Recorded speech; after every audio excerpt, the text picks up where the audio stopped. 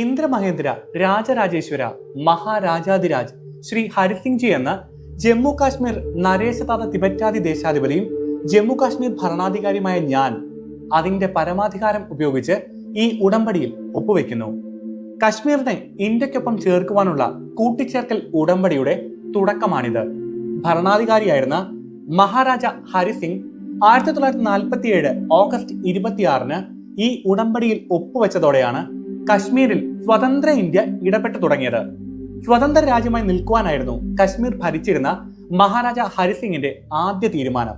ആ തീരുമാനം എങ്ങനെയാണ് പിന്നീട് മാറ്റപ്പെട്ടത്?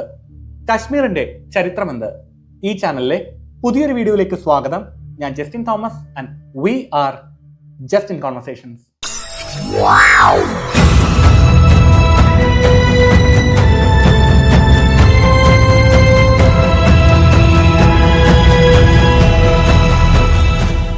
BC 3000 മുതലാണ് കശ്മീരിൽ ജനവാസമുള്ളതിന്റെ തെളിവുകൾ ലഭിച്ചിട്ടുള്ളത്. അക്കാലം മുതൽ തുടർച്ചയായി ജനവാസം ഉണ്ടായിരുന്ന ഈ പ്രദേശം അശോക ചക്രവർത്തിയുടെ കാലത്ത് മൗര്യ സാമ്രാജ്യത്തിന്റെ ഭാഗമാകുന്നു. പിന്നീട് ഗുപ്ത, കുശാൻ സാമ്രാജ്യങ്ങളുടെ ഭാഗമായി കശ്മീർ. 1339 ഷാമിർ രാജവംശം കശ്മീരിൽ അധികാരത്തിൽ എത്തുന്നതോടെയാണ് കശ്മീരിൽ ഇസ്ലാമിക ഭരണം ആരംഭിക്കുന്നത്. 1586 മുതൽ മുഗളന്മാരും 1751 മുതൽ അഫ്ഗാൻ ദുറാനി വംശവും കശ്മീർ ഭരിച്ചു. 1819 സിഖ് സാമ്രാജ്യത്തിന്റെ കീഴിലായ കാശ്മീർ 1846 ആംഗ്ലോ സിഖ് യുദ്ധത്തിന് ശേഷം ബ്രിട്ടീഷ് അധീനതയിലായി. 1846 നടന്ന അമൃത്സർ ഉടമ്പടി പ്രകാരം കശ്മീരിന്റെ ഭരണ ചുമതല ബ്രിട്ടീഷുകാർ ഹിന്ദു ദോഗ്ര രാജവംശത്തിന് കൈമാറി. ബ്രിട്ടീഷ് പരമാധികാരത്തിന് കീഴിലുള്ള കൊച്ചി, തിരുവിതാംകൂർ പോലെയുള്ള പ്രിൻസ്ലി സ്റ്റേറ്റ് ആയി മാറി കശ്മീർ. അങ്ങനെ ഹൈന്ദവരായ ദോഗ്ര രാജവംശം മുസ്ലിം ഭൂരിപക്ഷമുള്ള കശ്മീരിന്റെ ഭരണാധികാരികളാകുന്നു. ബ്രിട്ടീഷുകാർ ഇന്ത്യ വിടുന്നതോടെ രാജ്യം ഇന്ത്യ, പാകിസ്ഥാൻ എന്നീ 2 രാജ്യങ്ങളായി വിഭജിക്കുവാൻ തീരുമാനമാകുന്നു. അന്ന് ഏകദേശം 552 നാട്ടുരാജ്യങ്ങൾ ഇന്ത്യയിൽ ഉണ്ടായിരുന്നു. അന്നുണ്ടായിരുന്ന നാട്ടുരാജ്യങ്ങളിൽ ചിലത് ഇന്ത്യയിലേക്കും മറ്റുള്ളവ പാകിസ്ഥാനിലേക്കും ചേരുവാൻ തീരുമാനിക്കുന്നു. എന്നാൽ 3 നാട്ടുരാജ്യങ്ങൾ, അതായത് ജമ്മു കാശ്മീർ, ഹൈദരാബാദ്, ജുനാഗഡ് എന്നീ 3 നാട്ടുരാജ്യങ്ങൾ പാകിസ്ഥാനിലോ ഇന്ത്യയിലോ ചേരാതെ സ്വതന്ത്രമായി തന്നെ തുടരുവാൻ തീരുമാനിക്കുന്നു. മഹാരാജ ഹരിസിംഗിന്റെ ഭരണത്തിന് കീഴിലായിരുന്നു അന്ന് കാശ്മീർ. സ്വതന്ത്ര നാട്ടുരാജ്യമായി തുടരുക എന്ന കാശ്മീരിന്റെ തീരുമാനത്തോട് ഇന്ത്യക്ക് വിയോജിപ്പുണ്ടായിരുന്നു. അതേസമയം കാശ്മീരിനെ പാകിസ്ഥാനിലേക്ക് ചേർക്കുവാനുള്ള ശ്രമങ്ങൾ പാകിസ്ഥാൻ തുടങ്ങിക്കഴിഞ്ഞിരുന്നു. അതിനാൽ തന്നെ ഏതു വിധേനയും കശ്മീരിനെ ഇന്ത്യയിലേക്ക് ചേർക്കണമെന്ന ദൃഢനിശ്ചയത്തോടെ നെഹ്റുവും പട്ടേലും ചർച്ചകൾക്കായി മഹാരാജ ഹരിസിംഗിനെ ദില്ലിയിലേക്ക് ക്ഷണിച്ചു. എന്നാൽ അപ്പോഴും എന്ത് തീരുമാനിക്കണം എന്ന ആശങ്കയിലായിരുന്ന ഹരിസിംഗ് ലോർഡ് മൗണ്ട് ബാറ്റനെ ചെന്ന് കണ്ടപ്പോൾ മൗണ്ട് ബാറ്റൻ ഹരിസിംഗിന് നൽകിയ ഉറപ്പ് സ്വാതന്ത്ര്യ സമയത്ത് കശ്മീർ ഇന്ത്യയുടെ കൂടെ ചേർന്നാലും പാകിസ്ഥാന്റെ കൂടെ ചേർന്നാലും അതിന്റെ സുരക്ഷ അതാത് രാജ്യങ്ങൾ ഉറപ്പുവരുത്തും എന്നായിരുന്നു. ഇന്ത്യ മഹാരാജ്യത്തിന്റെ ഏകീകരണ പ്രക്രിയയിൽ നെഹ്റുവിനേക്കാൾ സ്വാധീനം പട്ടേലിനായിരുന്നു. തുടക്കത്തിൽ നെഹ്റുവിനെ പോലെ തന്നെ കശ്മീർ ഇന്ത്യയുടെ ഭാഗം ആകണമെന്ന് ആഗ്രഹിച്ച ഒരാൾ തന്നെയായിരുന്നു പട്ടേലും. മുഹമ്മദ് അലി ജിന്നയുടെ ഹിന്ദുക്കൾക്ക് ഇന്ത്യ, മുസ്ലിങ്ങൾക്ക് പാകിസ്ഥാൻ എന്ന ദ്വിരാഷ്ട്ര സങ്കല്പത്തിന് താത്വികമായി തന്നെ എതിരായിരുന്നു ഇരുവരും എന്നത് തന്നെ അടിസ്ഥാന കാരണം. എന്നാൽ ആ സമയം തന്നെ മറ്റൊരു നാട്ടുരാജ്യം തലവേദനയുണ്ടാക്കി. ഗുജറാത്തിന്റെ സമുദ്രതീരത്ത് കിടന്നിരുന്ന ജുനാഗഡ് എന്ന നാട്ടുരാജ്യം. കശ്മീരിന്റെ സ്ഥിതിയോട് നേരെ വിപരീതമായിരുന്നു ജുനാഗഡിന്റെ സ്ഥിതി. കശ്മീരിൽ ഭൂരിപക്ഷവും മുസ്ലിം ജനതയായിരുന്നു. അവരെ ഭരിച്ചിരുന്നത് ഹിന്ദു രാജാവായ ഹരിസിംഗ്. എന്നാൽ ജുനാഗഡിൽ ഭൂരിപക്ഷവും ഹിന്ദു ജനതയായിരുന്നു. അവരെ ഭരിച്ചിരുന്നത് നവാബ് മഹാബത് ഖാൻ എന്ന മുസൽമാനുമായിരുന്നു. സുപ്രസിദ്ധമായ സോമനാഥ ക്ഷേത്രവും മറ്റും ജുനാഗഡിന്റെ പരിധിക്കുള്ളിലായിരുന്നു. രാജാവ് മഹാബത് ഖാൻ ആയിരുന്നുവെങ്കിലും അധികാരം കൈയാളിയിരുന്നത് ഷാനവാസ് ഭൂട്ടോ എന്നൊരു മുസ്ലിം ലീഗ് നേതാവായിരുന്നു. ഈ ഷാനവാസ് ഭൂട്ടോ മുഹമ്മദ് അലി ജിന്നയുടെ ഏറ്റവും പ്രിയപ്പെട്ട ആളായിരുന്നു. അങ്ങനെ ജിന്നയുടെ തീരുമാനപ്രകാരം ഭൂട്ടോ ഓഗസ്റ്റ് 15 വരെ, അതായത് സ്വാതന്ത്ര്യ പ്രഖ്യാപനം വരെ തങ്ങളുടെ തീരുമാനം എന്താണെന്ന് പുറത്താരോടും പറയാതെ രഹസ്യമായി തന്നെ സൂക്ഷിച്ചു. അങ്ങനെ സ്വാതന്ത്ര്യ പ്രഖ്യാപനം വരെ ഒരു എതിർപ്പും പറയാതിരുന്ന ഭൂട്ടോ സ്വാതന്ത്ര്യം പ്രഖ്യാപിച്ച അന്ന് തന്നെ തങ്ങൾ പാകിസ്ഥാനൊപ്പം പോകുന്നതായി പരസ്യമായി പ്രഖ്യാപിച്ചു. അങ്ങനെയാണ് പ്രശ്നങ്ങൾ ആരംഭിക്കുന്നത്. ജുനാഗഡിന്റെ പാകിസ്ഥാനൊപ്പമുള്ള യോജിപ്പ് ജിന്നയുടെ തന്നെ ദ്വിരാഷ്ട്ര സങ്കല്പത്തിന് എതിരായിരുന്നു. 80% ഹിന്ദുക്കളുള്ള ജുനാഗഡ് ദ്വിരാഷ്ട്ര സങ്കല്പ പ്രകാരം തീർച്ചയായും ഇന്ത്യയുടെ ഭാഗം തന്നെയാണ് ആവേണ്ടിയിരുന്നത്. എന്നാൽ ഇന്ത്യ ഇക്കാരണമുയർത്തി പ്രശ്നം ഉന്നയിച്ചാൽ അതേ നാണയത്തിൽ തന്നെ മറുപടി നൽകി കശ്മീർ സ്വന്തമാക്കുക എന്നതായിരുന്നു ജിന്നയുടെ ലക്ഷ്യം. സംഗതികൾ ആകെ കുഴഞ്ഞതോടെ നെഹ്റു കാര്യങ്ങളുടെ സമ്പൂർണ്ണ നിയന്ത്രണം സർദാർ പട്ടേലിന് വിട്ടു. പട്ടേൽ ജുനാഗഡിന്റെ അതിർത്തിയിൽ ഭാരതീയ സൈന്യത്തെ വിന്യസിച്ചു. ഇതേ സമയം ജുനാഗഡ് ഇന്ത്യയിൽ ചേരാനുള്ളതാണ്. അതിനാൽ ഇപ്പോഴുള്ള തീരുമാനം മാറ്റി ജുനാഗഡ് ഇന്ത്യക്കൊപ്പം ചേരുക, അല്ലെങ്കിൽ ജുനാഗഡിൽ ഒരു ജനഹിത പരിശോധന നടത്തുക എന്നറിയിച്ചുകൊണ്ട് നെഹ്റു സെപ്റ്റംബർ 30 പാകിസ്ഥാന്റെ പ്രഥമ പ്രധാനമന്ത്രി ലിയാഖത്ത് അലി ഖാന് ഒരു കത്തയച്ച് ഇന്ത്യയുടെ നയം വ്യക്തമാക്കി. എന്നാൽ കത്തിൽ പറഞ്ഞിരിക്കുന്ന കാര്യങ്ങൾ അംഗീകരിക്കുവാൻ പാകിസ്ഥാൻ തയ്യാറായില്ല. ജുനാഗഡ് തങ്ങൾക്ക് വേണമെന്ന് പാകിസ്ഥാൻ വാശി പിടിച്ചു. പാകിസ്ഥാനിൽ നിന്നും അനുകൂലമായ ഒരു തീരുമാനം ഉണ്ടാകുവാൻ വേണ്ടി പട്ടേൽ ഏറെ നാൾ കാത്തിരുന്നു. തീരുമാനമൊന്നും ഉണ്ടാകാതെ വന്നപ്പോൾ ജുനാഗഡിലേക്ക് പട്ടേൽ പട്ടാളത്തെ അയച്ചു.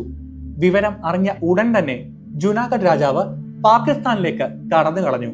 അങ്ങനെ 1948 ഫെബ്രുവരി 20 ജുനാഗഡിൽ ഒരു പൊതുജന ഹിതപരിശോധന നടന്നു.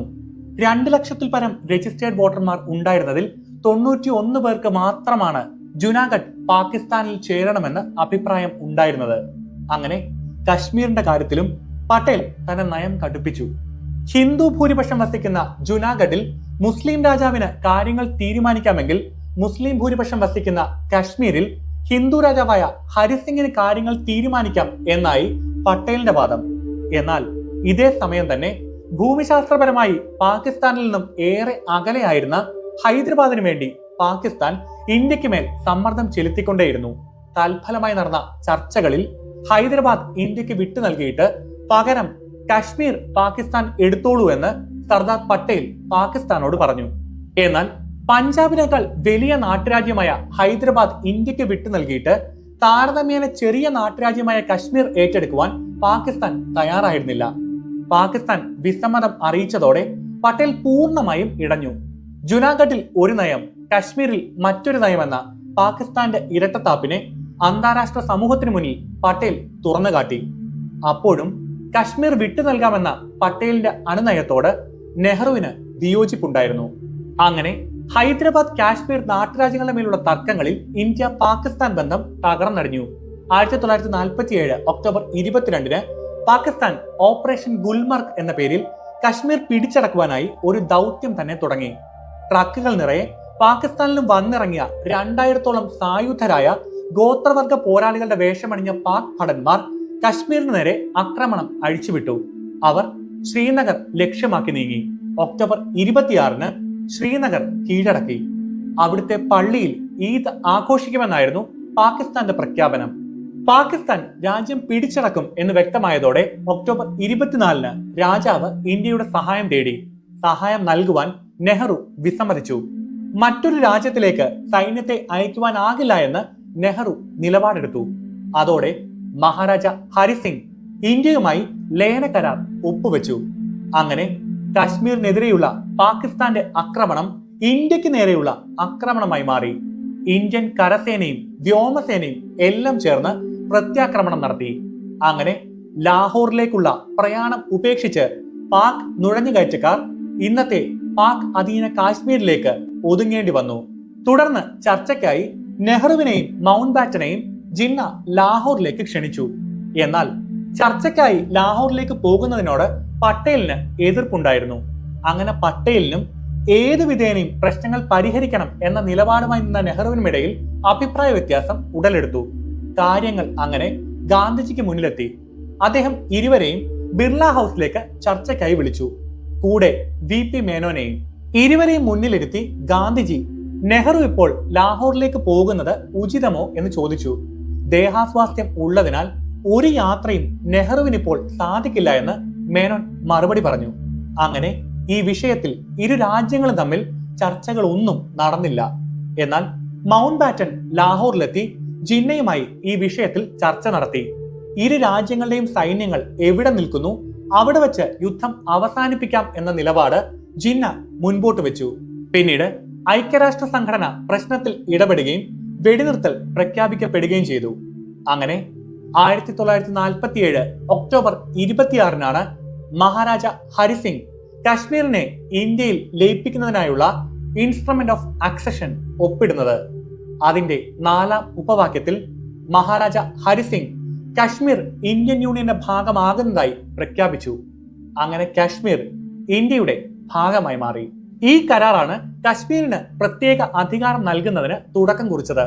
അങ്ങനെ കശ്മീർ ഇന്ത്യയുടെ ഭാഗമായി മാറിയെങ്കിലും പ്രതിരോധം, വിദേശകാര്യം, വാർത്താവിനിമയം എന്നീ മേഖലകളിലെ അധികാരങ്ങൾ മാത്രമാണ് ജമ്മു കാശ്മീർ അന്ന് ഇന്ത്യയെ ഏൽപ്പിച്ചത്. മറ്റെല്ലാ മേഖലകളിലെയും പൂർണ്ണ അധികാരം ജമ്മു കാശ്മീർ അസംബ്ലിക്കായിരുന്നു. ഈ പ്രത്യേക അധികാരങ്ങൾ പിന്നീടും തുടർന്ന് പോരുകയായിരുന്നു.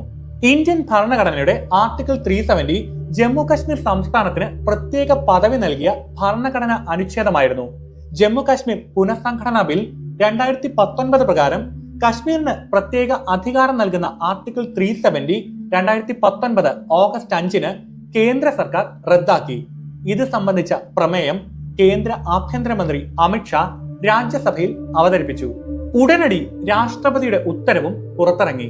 ആർട്ടിക്കിൾ 370 റദ്ദായതോടെ ജമ്മു കാശ്മീരിന് പ്രത്യേക പദവിയും അധികാരവും അനുവദിക്കുന്ന ആർട്ടിക്കിൾ 35A ഇല്ലാതായി. ഇന്ത്യൻ ചരിത്രത്തിലെ തന്നെ ഏറ്റവും കൗതുകകരമായ കശ്മീർ ഇന്ത്യ ലയനത്തിന്റെ കഥ ഇവിടെ അവസാനിക്കുന്നു. പക്ഷേ കോൺവെർസേഷൻസ് അത് തുടർന്നുകൊണ്ടേയിരിക്കും. Be aware, just in conversations. Good by.